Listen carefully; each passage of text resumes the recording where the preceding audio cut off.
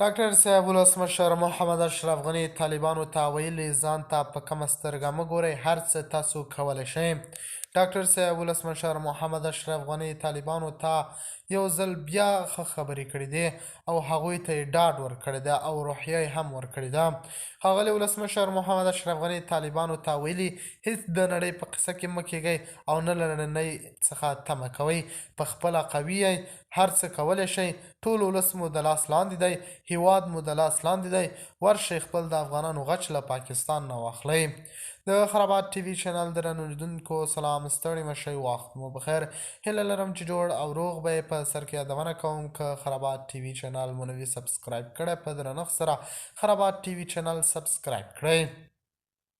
ولسمشر غني د پاکستان له لورې د افغانستان د ځورولو په تړاو په خپل پیغام کې ویلي چې ټول باید په ګډه د دغې ستونزې لپاره حل لاره پیدا کړو او په تیرو 40 کلونو کې دوامداره جګړې د اصلاحاتو او خدمتګار دولت رامنځته کېدو پر وړاندې لوی خنډ جوړ کړی دی. د نړۍ ډېر لرې او نږدې هیوادونه اوس له همزمانو او مثلثو بحرانونو سره مخامخ دي. نړۍ د تیرو 50 لسیزو له ټولنیزو، سیاسي او اقتصادي روابطو نه د وتلو او یو داسې نوي نظام ته د ننوتلو په حال کې دي چې شکل او څرنګوالی یې لا پوره تصمیم شوی نه دی او د لوبې قواعد یې روښانه شوي نه دي. د نړۍ د تاریخ په دې حساس پړاو کې د هیوادونو او ولسونو پرې بری یا ماته د هغوی په درک او ملي عواطفو پورې اړه پیدا کوي.